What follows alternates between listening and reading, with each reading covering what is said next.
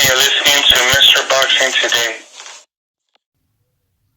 Heavyweight boxing fans, what's the deal? All right, man. So Evgeny Romanov improves to 13-0, but he had to go through hell and hot water to get the victory, man. He took on Ariel Bracamonte. Bracamonte, I remember him from he had a fight not too long ago with Dave Allen, and I remember him giving Dave Allen some good work. He lost the fight, but he gave him some good work, man. And Romanov, his claim to fame, for those of you that don't know, he's the guy that stopped Deontay Wilder in the amateurs. So yes, technically he is the last guy in a boxing ring to stop Deontay Wilder, at least that I know of. All right. And that footage is on YouTube. All right. But he turned pro a couple years ago. He's one of those guys that was in the amateurs up until the point he was about 30 years old. Then he turned pro. All right. Good amateur background, Russian fighter, kind of fights out of that Alexander Povetkin type of style. He's a shorter heavyweight. He wants to put the high guard up, parry, come in with that overhand right, the way that Povetkin throws it. You can tell he learned a lot from Povetkin, but he comes over with that overhand right, likes to throw left hooks. He likes to dig to the bodies with singles sometimes. Sometimes like throw hard singles. That's how he likes to operate, try to get mid-range. Now, before I get to this fight, his last fight, he did knock out Dylan Carmen with a right hand, the same right hand I'm talking about. Hurt him with a right hand. He also beat, so besides Dylan Carmen, that he beat in the first round, he also beat, I'll probably say Marcelo Nascimento was probably the best journeyman guy on there that I've seen with Dylan Carmen. Uh, Nascimento's a guy. Yes, he's lost to a who's who of fighters. I know he's been stopped early in some of his fights, but shit, Marcelo Nascimento, I thought he beat Marius Wack in their fight. When I watched that fight, I thought he could at least got a draw in that fight. All right, but he's just one of those tricky type guys that knows how to survive. Um, and if you're not on your game as an up and coming prospect, he can damn near give you some work. All right, so those are guys I've seen Romanov defeat as a pro. All right, so yesterday with this fight, or this past weekend with Bracamonte. Now he dropped him. Bracamonte. He dropped. Romanov dropped him in the first round with that right hand I'm talking about. That kind of overhand right. Bracamonte left a lazy jab out there. It took him a while bringing that jab back to his chin. Got caught. He goes down.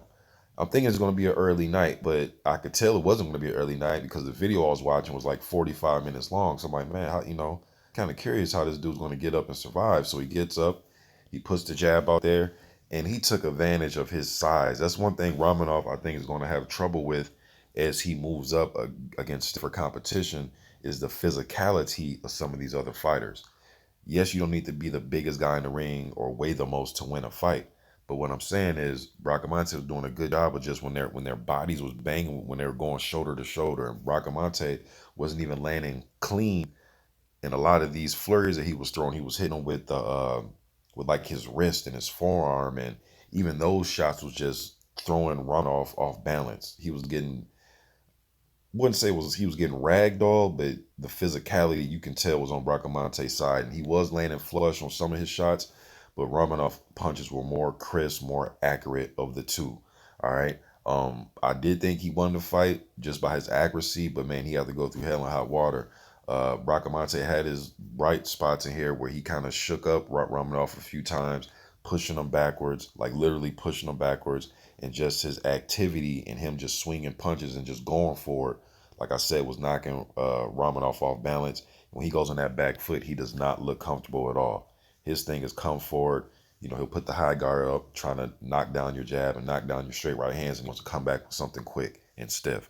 Um, but when he was forced to go on that back foot, now he can take a step back, a little half step back, full step back, turn. He can fight at that rhythm and pace. But when you're making him bounce back, bounce back, bounce back, move his head side to side, like once he starts to fight in that rhythm and pace, he turns into a different fighter. He starts to get a little bit winded. All right. So that lets you know for his upcoming opponents, put pressure on him. All right.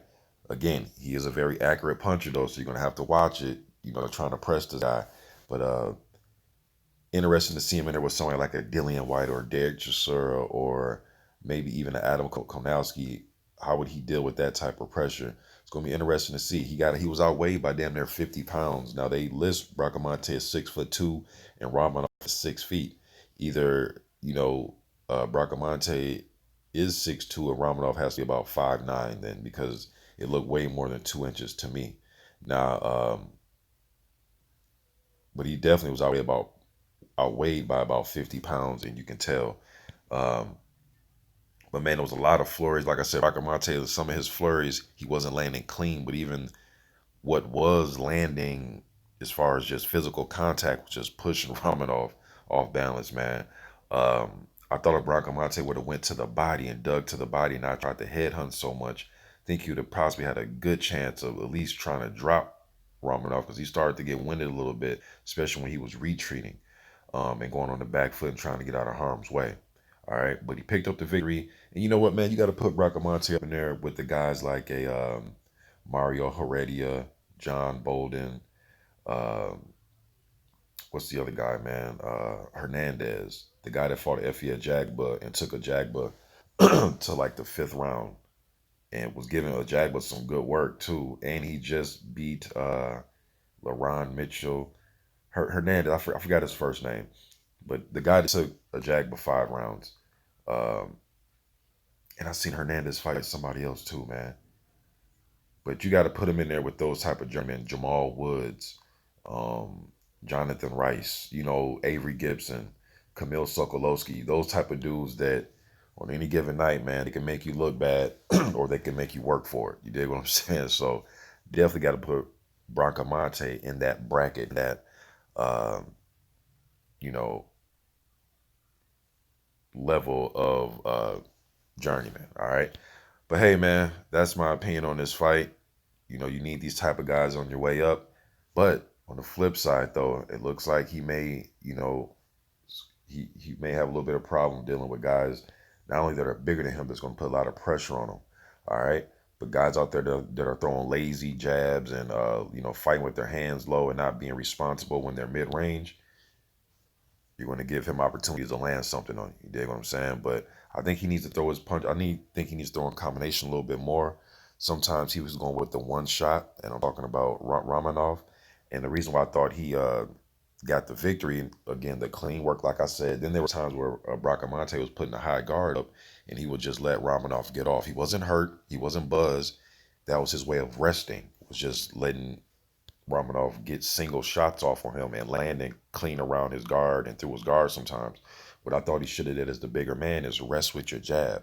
I always remember George Foreman doing an HBO telecast back in the 90s, and it was a Lennox Lewis fight, and he was saying that it was either a Lennox Lewis fight or a Riddick Bowe fight, but he was like, big man should rest with their jab. If you want to rest and take a break, use your jab.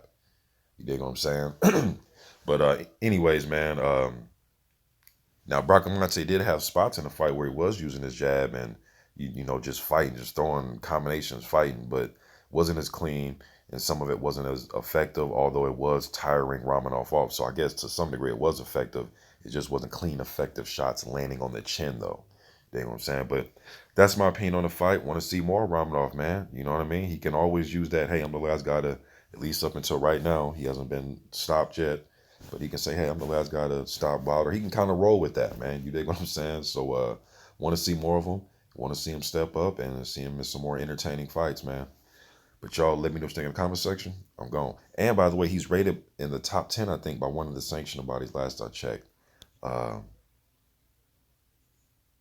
I believe he is. I could be wrong, though. But anyways, though, man, I want to see him step up, fight better competition, and see how he fares against guys. They're going to put even more pressure on him, all right? And some of the taller guys. But you guys let me know what you think in the comment section, man. I'm gone.